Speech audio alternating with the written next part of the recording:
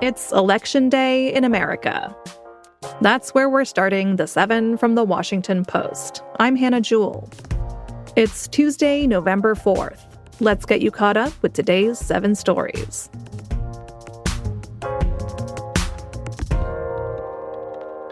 Voters are casting ballots today in state and local elections around the country.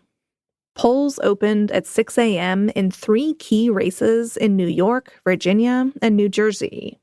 Republicans are hoping to build on their growing support in New Jersey by winning the governor's race. And in Virginia, voters are poised to select their first female governor, no matter who wins. That race between Democrat Abigail Spanberger and Republican Winsome Earl Sears is being seen as a referendum on the administration of President Donald Trump. Spanberger rallied her supporters in Richmond yesterday. So I'm excited because I plan on sending an extraordinary message to the rest of the country. I plan on ensuring that we don't just win tomorrow, but that we crush it tomorrow.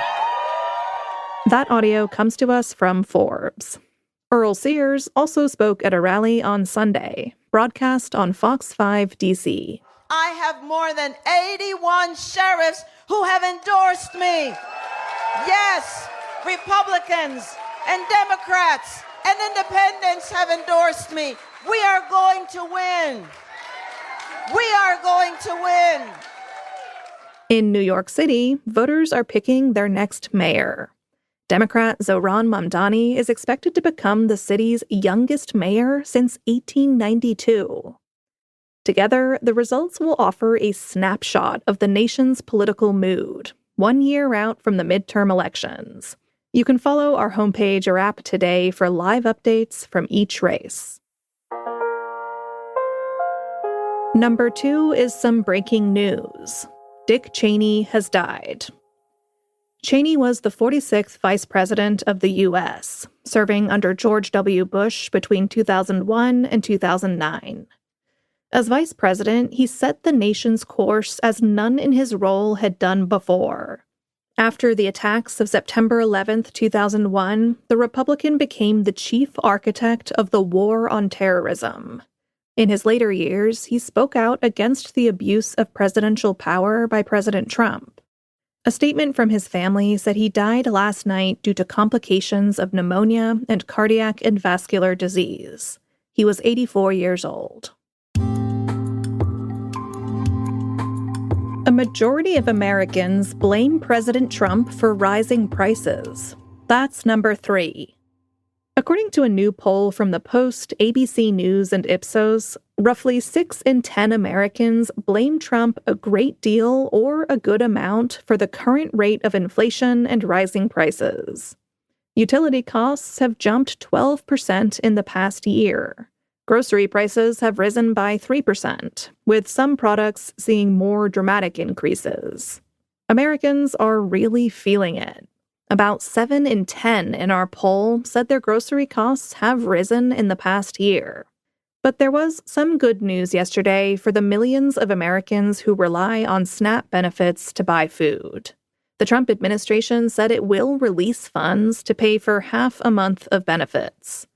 2 courts had ordered the administration to release the money to avoid forcing almost 42 million Americans into food insecurity.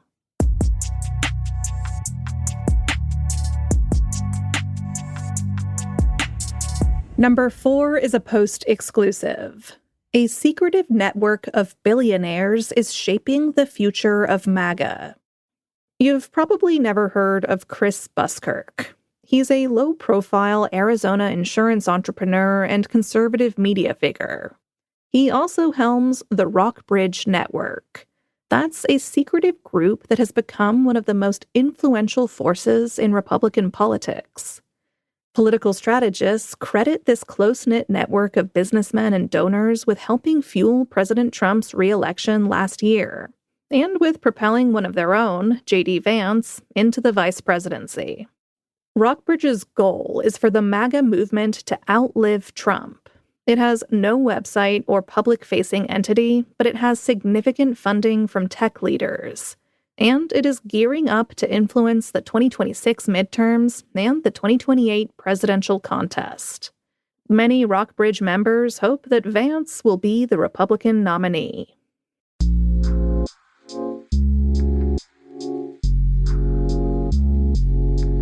Number 5.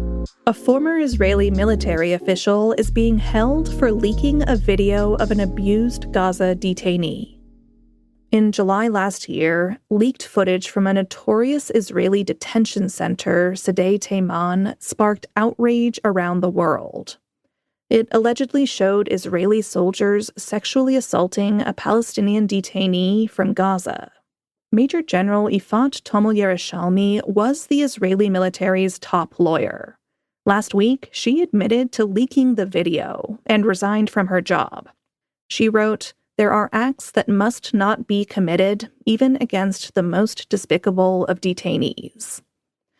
Yesterday, she was detained on charges that included obstruction of justice, fraud, and abuse of office. Israel's right-wing establishment has tried to paint her as a traitor.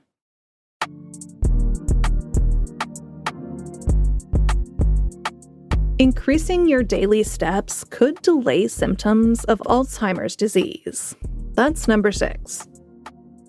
A new study is going to inspire you to get your steps in today. Researchers found that when people with early pre-symptomatic Alzheimer's disease walked 3,000 to 5,000 steps a day, they managed to delay their cognitive decline by 3 years. That's compared to people who walked less. And it seems like the more you walk, the better. People who walked 5,000 to 7,000 steps a day delayed their decline by 7 years on average. The study suggests that regular physical activity can help slow the progression of a disease that afflicts millions of Americans.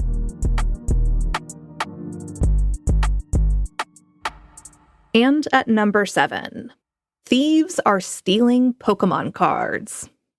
If you were cooler than me in middle school, allow me to explain what Pokémon cards are. Basically, they are cards depicting the beloved cartoon monsters from the Pokémon franchise. They can be traded or collected or pitted head-to-head. They had a big comeback during the pandemic, and some of them are worth a lot, thousands of dollars apiece. One rare card sold for more than $5 million. That has proved very tempting to bad actors.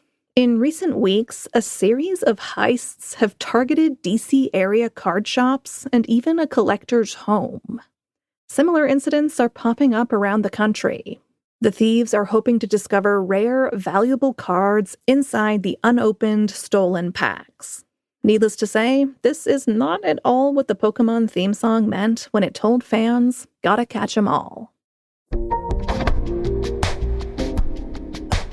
All right, you're all caught up.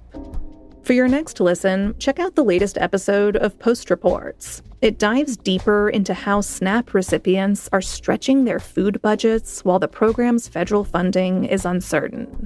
Find Post Reports wherever you listen to podcasts. I'm Hannah Jewell. I'll meet you back here tomorrow.